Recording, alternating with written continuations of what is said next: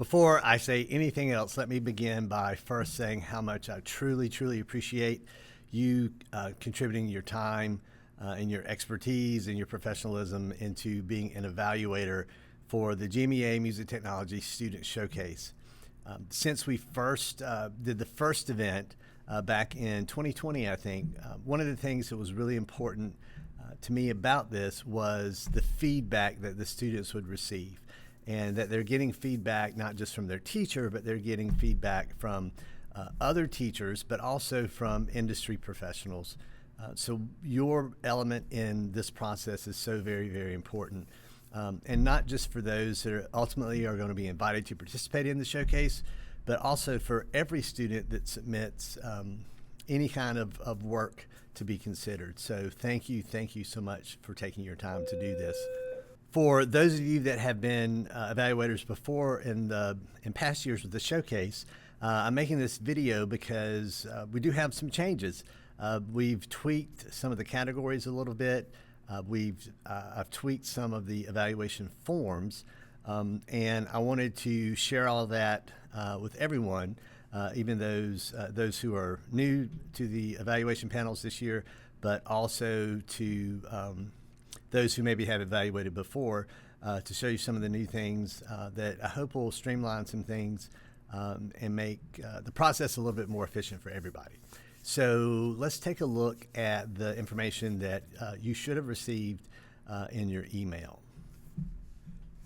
You should find in the email that you received two links, and one of the links is going to be to this document or whatever panel that you're on.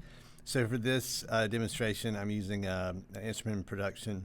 digital instrumental production panel number 1. So at the top of the page, you're going to see the description that the students and the teachers see for each category.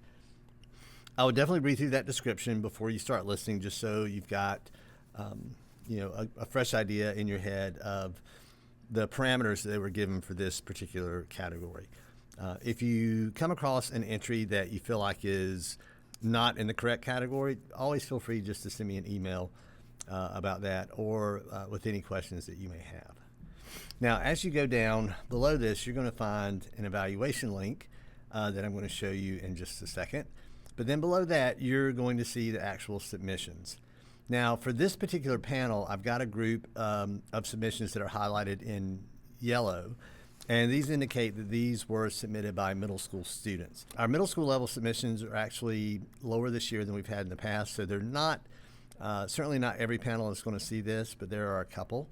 And I put a note in here that the middle school entries should be treated as their own category and should not be scored at the same standard or in direct comparison with the high school students. So, in other words, like if a middle school student scored an 8 in a particular category and a high school student scored an 8 in the same category, I would expect the high school student scored at an 8 to be at a higher, more advanced level than, say, that middle school student with the same score. So if you do see any highlighted in yellow middle school students, sort of think about them as their own group, and you can sort of compare scores from middle school student to middle school student, but not necessarily directly with the same standard you would expect from a high school student. Now, as you go through, you're going to notice that one, they're just titles of the works. I don't have any student names or schools because it is supposed to be, like a blind evaluation. But you'll see the name of the piece, and then there should be a corresponding link to an audio file. It could be a video file if you're in the multimedia category. And then you're also going to see a link to a Google Doc. One of the new things that we added this year is that we asked the students to complete a reflection about the work that they did, including things about a description of the piece, what was your process for recording and producing the piece, did you have any inspiration, what tools or software did you use, things of that matter. And I'm going to touch on that when we get to the evaluation form again.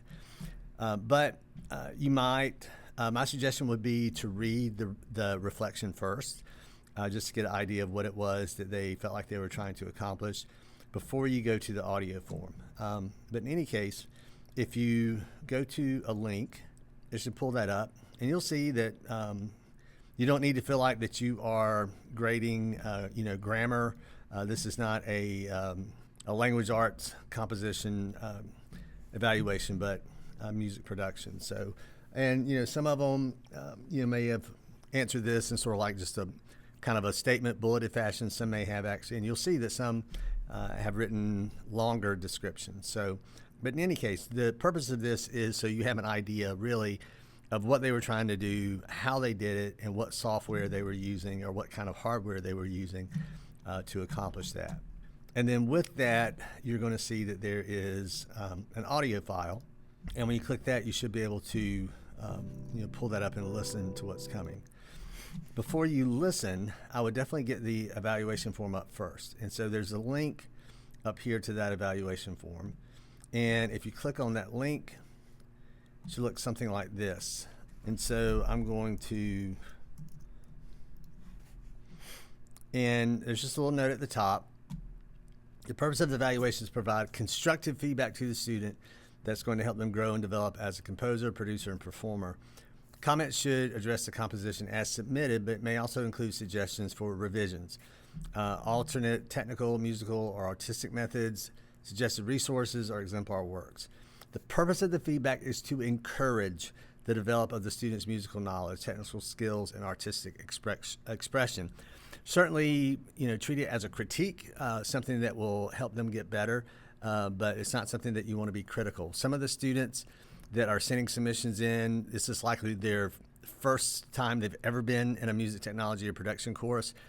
Other students are going to be sending things in, and those students might be in their third or fourth year of a course, and they may have been producing at home, for years before they got into a class. So you're definitely going to hear different levels of experience depending where they come from. So, but the purpose of the comments is to encourage them to continue developing. If you've evaluated before, there are some differences in some things we've in the categories and in the evaluation form. So first of all, we've provided this year a rubric.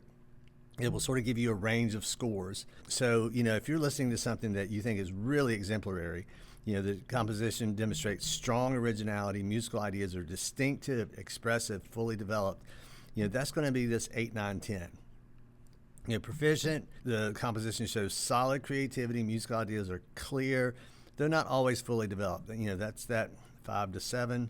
And you got developing and then beginning. The students are not going to see these scores, so please feel free to use the full range of scores that you have available. And we have arrangement and structure, technical skills, use of technology, and at the bottom is the reflection and evaluation. One of the things that's also different this year is that each category of submission has its own evaluation form. So in past years, you had to indicate like if this was digital composition or audio production or whatever. There's just a single form for each category, so you don't have to worry about distinguishing that. Now, I do want to make a note here about the reflection evaluation score. Certainly use the rubric as you're gauging that score, but I do want to say that I still feel like the real focus, what we're trying to identify with this competition, is the actual product that they're producing. So, a student might be really, really effective at expressing their ideas through sound and through music and through production. They might not be that strong at expressing or communicating their ideas through written language. So certainly, evaluate their reflection. But I left a comment or a couple boxes down here. Another thing that's different is we're not asking evaluators to leave comments for every single category. I just have one box down here that's like summary comments for you to put any comments, suggestions, critique that you have for the piece. The student is going to see these comments. And when you write these comments, you want to write them as if you're speaking directly to the student. So not to the teacher, not to the evaluation committee, but as if you're sitting there next to the student and going, hey, let me give you some tips and some ideas, maybe how to make this better or what you need to work on next. And, give them a pat on the back, attaboy, keep at it. Those are the comments that are going to the students. Under that, it just says recommended for the showcase. So regardless of any other scores that are going on, maybe that reflection evaluation score is pretty low, but everything above it, the score is really strong. So you would recommend for the showcase. And at the bottom, I added this optional box.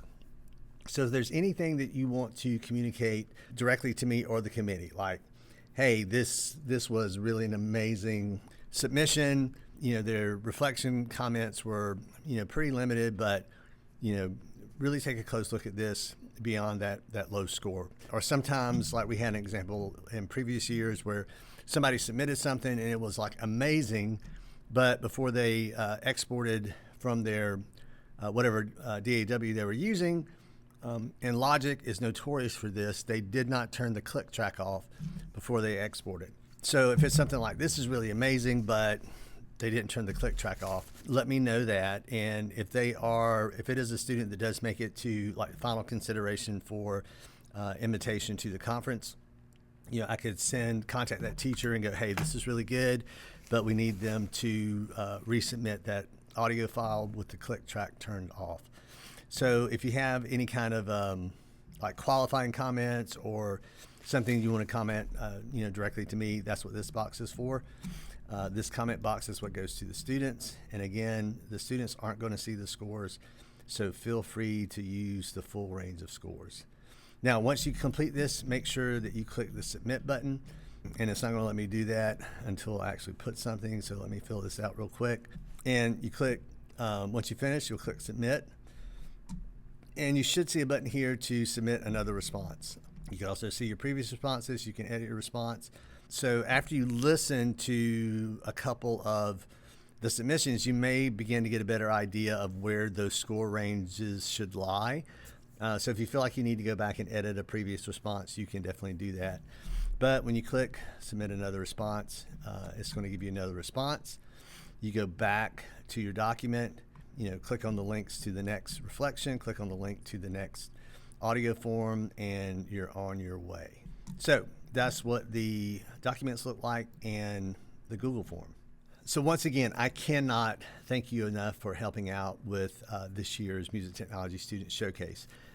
The deadline that we would like to have these evaluations completed is Friday, December the 5th, which I know is a pretty tight, like 2-week window, but we've tried to keep the panels set up so there's not more than, I think the largest panel is maybe 20 or 21 submissions. So if we can get that in by December 5th, that would be ideal. That gives me time to collect all of the evaluations, go through and tally all the scores, and narrow down who's going to be our finalists. And then I have to contact the students and their teachers and let them know whether or not they've been invited to the showcase before our students leave for their holiday break, which for most schools is going to start, I guess, the end of the 3rd week of December.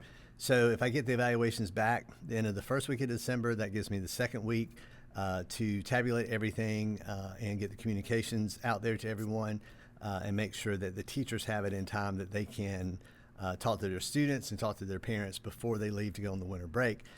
Because if they are invited to the conference in January, they're going to have to make travel plans and work plans and things like that to attend. Again, thank you. I may have said that a lot, but I haven't said it enough. Thank you again for doing this. If at any time you have any questions, any concerns, a link doesn't work, you think something that's been maybe put in the wrong category, please don't ever hesitate to give me an email or send me a text or a call. I think all my contact information is in the signature box at the bottom of the email. So I hope all of you we're entering into the holiday season. I hope everyone has a wonderful holiday. It's filled with rest, relaxation, fun with family and friends. And I hope that you'll be able to join us in Athens at the end of January for our 2026 GMEA in-service conference. Thank you.